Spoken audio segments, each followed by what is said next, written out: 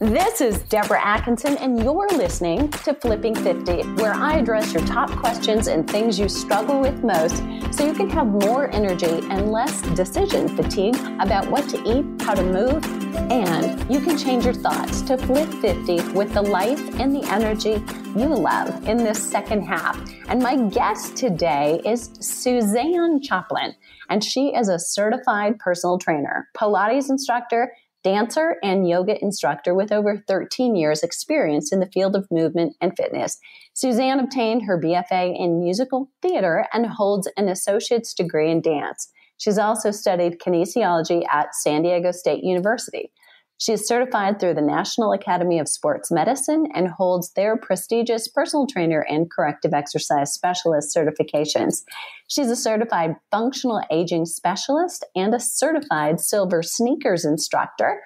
She has taught a wide variety of group fitness classes, including Pilates mat classes, boot camps, cardio dance, strength endurance training, ballet bar workouts, senior fitness, stretch and flex classes, and more. And she is now the owner of C.A.K.E, Lifestyle and Personal Training. Suzanne, welcome. Thanks so much for being here. Thank you so much for having me, Deborah. I'm so happy to speak with you today. And I'm going to give you this opportunity. So this is one thing we did not discuss in the green room. Did I do justice to your last name? You did. It was perfect. Okay, good. I always worry about that. And it is the one thing we've always called each other by our first names. It's like, oh no. All right. So first of all, to my listeners, I'm guessing that you may be wondering, why am I having a personal trainer on?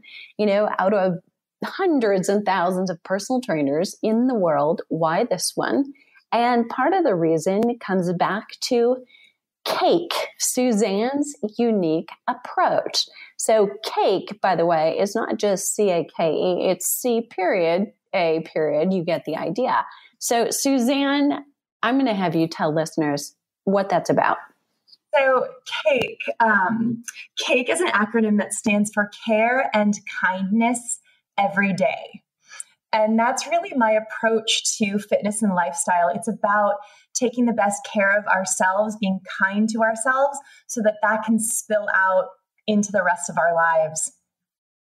Love that. Love that. So it's all about self-care. And we're going to dive into that just a little bit more. But I know, like many of us and listeners, I think we love to hear this, that someone is a little bit more like us.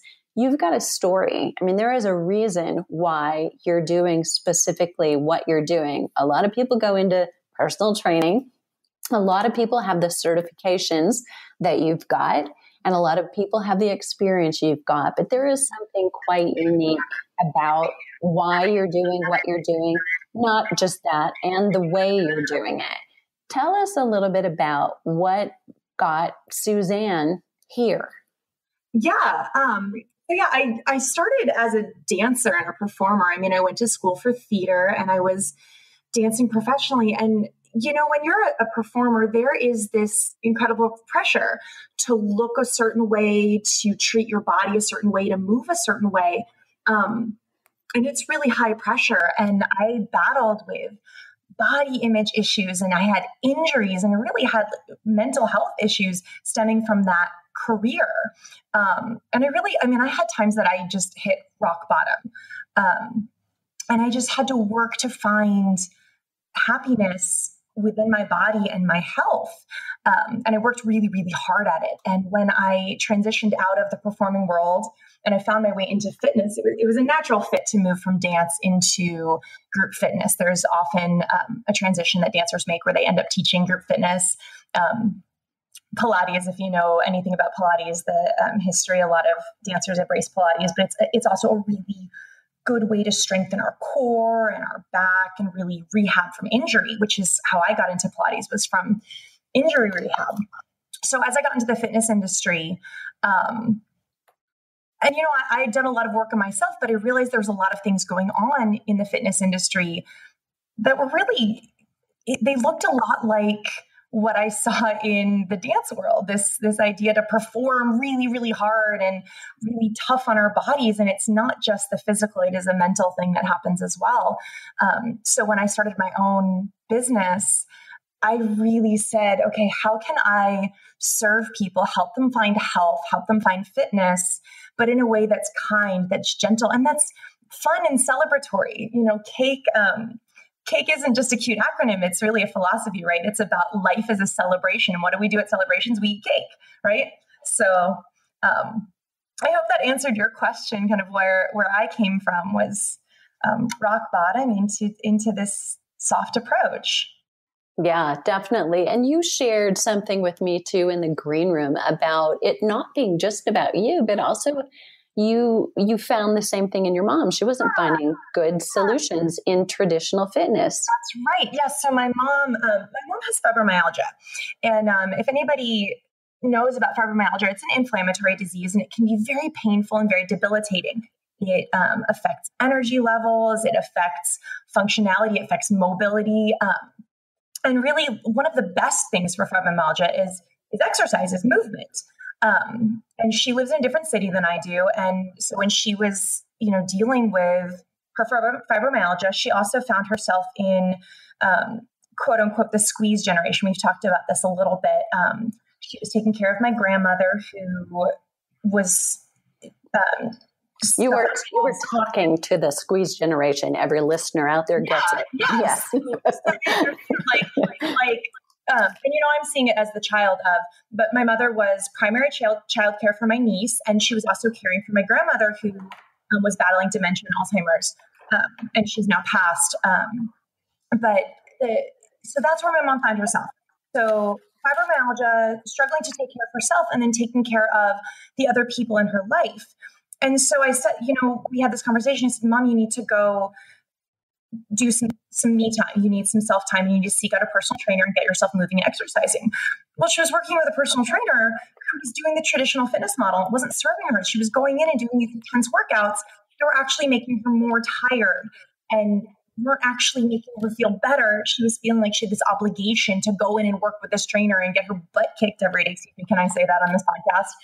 Well, you can say even better if you want to. Yeah, we like to keep it juicy.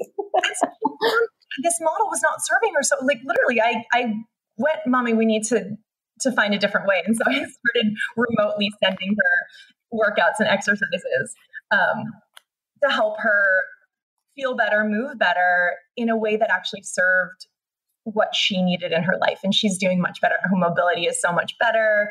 Her energy is better.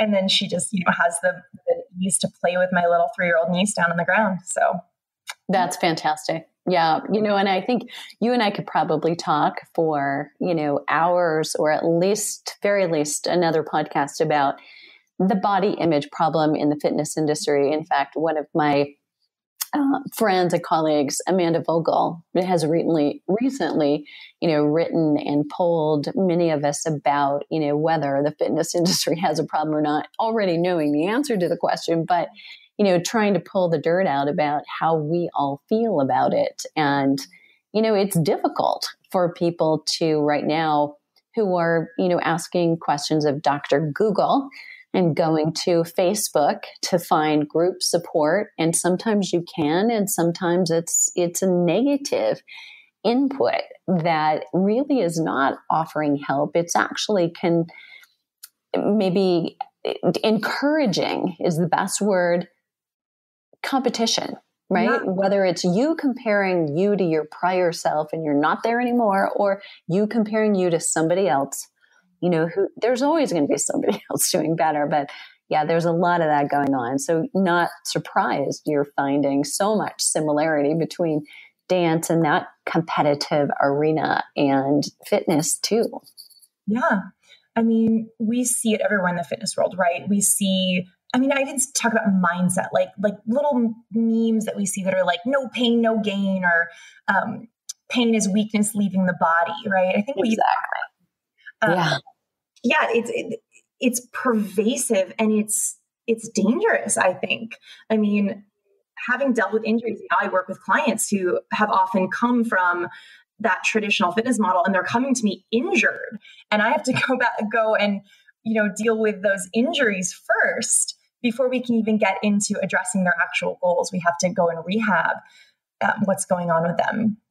Yeah, totally get it. And you have to dance and dance, correct? Right? I mean, it's a unique position that, we cannot throw another fitness professional under the bus. And yet we somehow have to accurately point out that the match of what was given to them as the processes wasn't quite what they needed. Mm-hmm. Yeah.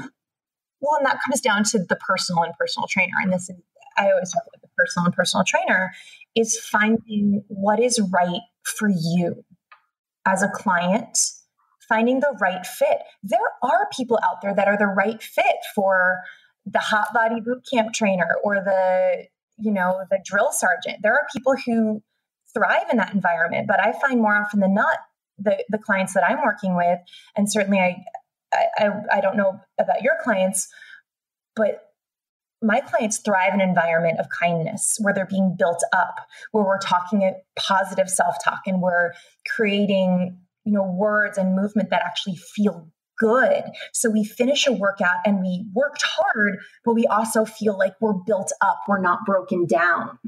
And that's really the environment that I work to create and that my clients thrive in. Excellent. And listeners here are all about hearing that that's where we start. We start with joy. We don't start with what burns the most calories and what burns the most fat, because a lot of times for listeners here in hormone change or hormone chaos, whether or not they have a joint that is a limiter for them, or they have a special condition that might be a limiter, anyone who doesn't start with joy is probably going to be looking at, the next start somewhere down the road. And we've all been there. And so it's collecting information from that kind of instance that didn't work to start to pull together what does work. Love your approach. We are on the same page. Sure. So let's talk about you and what's Suzanne define as self-care? So self-care to me is all of those acts that you pour into yourself so that you are so full, that you feel so amazing and alive that you can then go out and serve whoever it is that you wish to serve in the world, whether it's your children, your coworkers, your spouse, your friends. There's an overflow happening. I use the image of the teacup a lot. If we are a teacup sitting on a saucer, we want to serve everyone in the world from our saucer. So we fill our teacup to overflowing. So in the self-care realm that I focus on, it's what are we doing with our body? So how are we taking care of our body? How are we nourishing it with food, with recovery practices, with exercise so that we're filled up? How are we setting an environment for ourselves where we're really well taken care of? Whether it's the physical space around us or even the community that we're in. Are the people around us building us up and making us feel better? Or are we feeling dragged down and broken? And then the last piece of the self-care that I focus on is our mindset. What are the thoughts that we're putting into our head? How do we talk to ourselves? There is a pervasive, and this is, again, comes from the fitness industry that I came out of, this negative self-talk to ourselves, self-deprecation, where we're calling ourselves stupid or worthless, or why did you do that? Or why can't you work harder? You should be, exercising more. You should work harder. And that's mindset. So those are those three areas that I really focus on is our body, our mind, and our environment, our home. Okay, so can we do a little coaching? So let's talk about mindset. So it's the thoughts that you're putting into your head. Mm-hmm. Agree. I'm an exercise psychologist, by the way. So this is what we do. But if you're a listener, then you may be thinking those thoughts are already there. That little bitch, see how we keep it juicy, inside my head keeps saying things to me, and I'm struggling to, not listen. How do I get those thoughts out and put the other ones in? Well, I think the first place to start is awareness. When we start in a place of mindfulness, where we become aware of our thoughts and asking, how am I talking to myself right now? Because I'm noticing, oh, I just called myself stupid. Why did I do that? Can I change that a different way? Can I look at what I just did and go, oh, well, that was silly. Can I soften it? That's where I like to start with my self-talk, is when I notice a negative thought or a self-deprecating thought, going, oh, I just had that thought, and how can I soften it? How can I turn that around and then make it productive? Right? Was there something I needed to learn here or to see here in this moment? And that's where I move forward with that. Okay, so let's do this. What could we do to, let's say we do want to get in, we want to get on the bandwagon here and increase our awareness. What might be a takeaway that we could give listeners to start having a more positive conversation with themselves by increasing that awareness?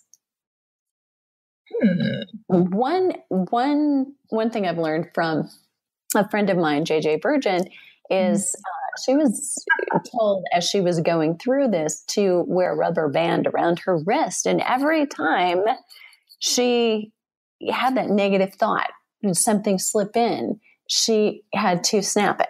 And so, a heightened awareness already because you have something on a wrist or body part where we wouldn't expect it. So, if you're used to wearing a watch on your left arm, it might actually be put the rubber band on your right. So it's going to be something you're conscious of potentially all day anyway. And then maybe you have a trigger, that at 9 o'clock and at 12 o'clock and at 3 o'clock, you review what have been my thoughts. Yeah. Any other suggestions you've got to heighten that awareness? Yeah. What's actually funny is I do physical reminders like crazy. This is actually where I talk about the environmental things that we can put into our environment to remind us of what we're working to bring in. I have two things in my world that I do. One of them is physical reminders on my body. So I literally wear bracelets that represent things. So I actually have one that is a cake. It's pink and blue stones, which are representative of love and kindness. And then it has a little cake charm. So that was when I started my business. It was reminding me that this is my purpose, is care and kindness. I have one that I wear for focus. I tend to be a little scattered sometimes, as us highly energetic fitness people are. So I started wearing a bracelet for focus. And I'll just look down and see it in those moments where I start scattering and go, I get to focus in this moment. So that's one thing that I personally do. And I've often given clients their own little bracelets. We say, what do you need to bring in and be reminded of? And that becomes a really good positive reminder.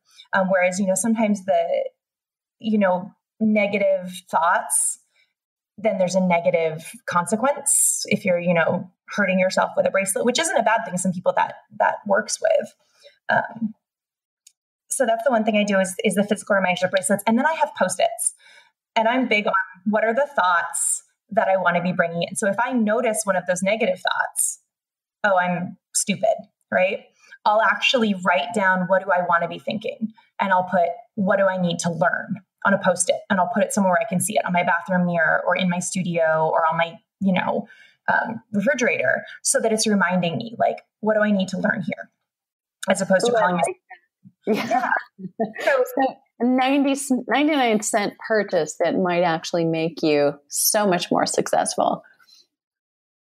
So those Post-it notes, a 99-cent little purchase may make you so much more successful. Oh my gosh. Yeah. And it's so easy. And again, it does take a little bit of mindfulness, a little bit of awareness of, oh, what was that thought I had? And this is something I do with my clients, where we'll be talking and they'll say something and I'll literally, I joke about it. I do it like I do with my dog. So you have dogs. When our dogs do something they're not supposed to do, I make a little noise, right? And she knows that's something she's not supposed to do. And I'll my clients will say something and I'll go, let's change that thought. How can we change that, what we just said, into a positive? How can we turn that around? And it becomes a practice of self-talk. Yeah. Phenomenal. Yep. Totally agree. And it's, you're like the third party trying to get that second party into them and be a part of their nature by nurturing that. Love that. Yeah. Love that. Yeah, I think that's so phenomenal. And I want to let all the listeners know, really, how Suzanne and I met. So she reached out to me. She's creating a summit around cake, basically, and pulling in experts who have a similar philosophy. But I'm going to let you, Suzanne, kind of talk about how the summit was born and what's the purpose of the summit. Yeah. So what I found is self-care, like I was talking about early, it's a little bit different for everybody. I really found women in general, we tend to neglect our self-care, but it might be in different areas. So some of us, we're really good at exercise, but our eating is crap. Or, we're pretty good to our body, but we're talking to ourselves in a way that's really negative. Or even, I talked to a woman on the summit who talked about clutter. Even our homes become a reflection of our self-care. So this summit was created to bring together experts to really talk about different ways that we can approach self-care. Because there are many different facets to it. When we make that decision to, I'm going to take the best care of myself so that I can serve the world and serve others, what are the different areas that I can begin shifting to really take care of myself? So this summit is an amazing interview series. And I'm just going to tell you right now, I learned so much from the people that I interview. It's been so phenomenal. I feel like it's such a treat to get to interview these people. And I'm so excited to share these interviews with your listeners and with everybody who comes to this summit, because it really is about finding your own personal self-care strategies. So I'm really hoping to reach women who are finding themselves in service of others and feel like they have a hard time taking care of themselves. I love that. Yeah. And, as you were talking, I was thinking about, this isn't new news. So, 5 years ago and 10 years ago, we were already talking about women are givers and women serve, and often women going to work choose jobs of service. And so they're doing it around the clock, from 8 to 5. And that's, on a good day for a lot of women who are listening, I know, but then going home and doing it some more. So it's total awareness. We know it, we're reading it. And yet I don't know that we're closer to solutions. Yeah. So it's a little similar to, we're talking wellness really first before you can go and do the physical piece of, say, fitness. But in the fitness industry, 34 years ago, when I first began, the same statistics that are still true today about the level of obesity and overweight and the number of people actually exercising enough to change their health, not even to change their fitness, is the same. It has not changed. So, our challenge, I think, and what I'm really excited about for this summit is that you're digging a little deeper. You're stepping in to really say, okay, well, let's look at what's working and what's not, and giving some solutions that are not a, blueprint for, one blueprint for many people, but it's helping people find their individual blueprints. So super cool. Yeah. Well, and that's really what it is, we all kind of know what we should be doing to take care of ourselves, but sometimes we need a little push or we need a little inspiration. And a lot of these conversations are really just inspirational, and you'll get these little nuggets of, oh my gosh, that's something simple I can incorporate into my life that'll make me feel so much better, or make, moving so much easier for me. I talk about movement in addition to just exercise, right? Just movement. Mm-hmm. Right. Loving that. Okay. Can you tease a little of content, maybe just a little about either who or what they're specifically talking about to whet everybody's appetite? Yeah. Yeah. Okay. So there is I mean, it's got a wide variety. So I do have the lovely Deborah Atkinson on, who I planted her. Yeah, right. So she is going to be a guest in there. I have a couple of Ayurvedic practitioners. So if you don't know what Ayurveda is, it's it's almost a form of medicine from the yogic tradition, where you're really learning about what are the right, or shouldn't say right, what are the foods for your specific body that actually nourishes you? Because a lot of people don't really know the foods that'll nourish them. So I talked to a couple of Ayurvedic practitioners. So if you have never stepped into that world, it's a really fascinating side to look at. And if you're interested in yoga, that in particular, yoga is a really beautiful, gentle, restorative practice that can be a really beautiful complement to fitness. If you're doing, aerobic fitness or weightlifting, adding the mobility of a yoga practice. So I have, Ayurvedic practitioners. I have, like I said, I have an interior decorator on who really is talking about creating space in our home so that we can take care of ourselves and our families by setting up our space. And she talks about color, and she talks about eating and the kitchen, which is really interesting, and what color to paint your kitchen and what color to not paint your kitchen. So that's a really, really cool interview. Yeah. Is that a good tease for you? Oh my gosh, that is a great tease and so different, right? So something really unique. And, we've got a lot of summits, and I know my listeners are, I'm telling them about summits a lot, and we have to pick and choose basically because there's no lack of information. And so overload is common, and I know it, but we try as best as we can here at Flipping 50 to filter for the listeners something unique and juicy that may not be just like every other thing. So if you have not found the right voice to follow or the right individual fitness program for you, that's what we're serving up. And Suzanne, I think you've done it beautifully. So will you do me a favor? Let's cover the dates and then cover the URL. Yeah, of course. So it's called the Live Your Layered Life Summit. Live Your Layered Life, discover the secrets to self-care in mind, body, and home. And again, layered life, it's like a layered cake. So you'll able to find that at www.liveyourlayeredlife.com. That's where you can opt in. And the summit will be running April 6th through April 26th.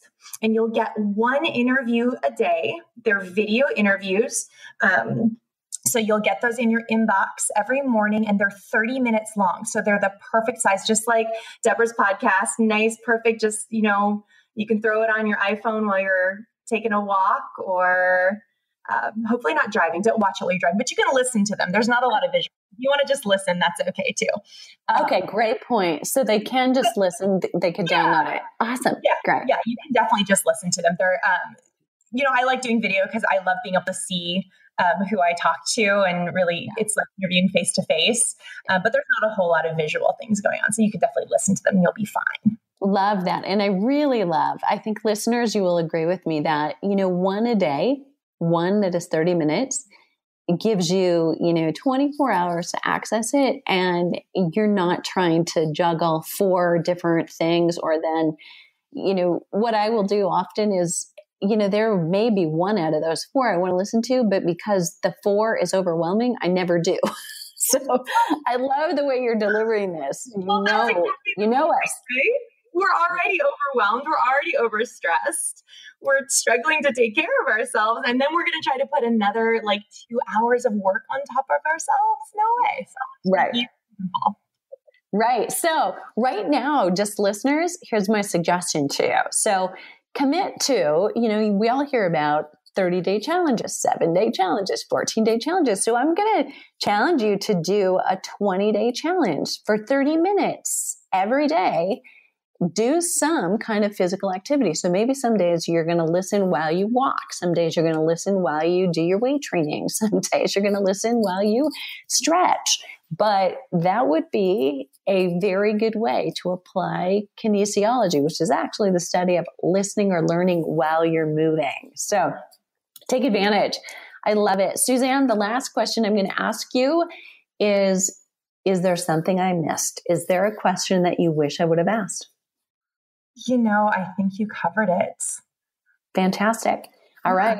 So thanks so much for your time, for being here. I'm really looking forward to the summit. And listeners, if you have a question that I missed, leave it below the show link at flipping50.com and join us on the Flipping 50 TV Facebook page to get all the juicy resources and the links mentioned in the show to the summit, to visit Suzanne and see her a little bit more. Visit today's show notes at flipping50.com/podcast. And if you enjoy the show, please leave a rating in iTunes. It really helps us spread the word. And then share this with a friend to surround yourself with a supportive community of women on the same journey. What are you waiting for? Start Flipping 50 today.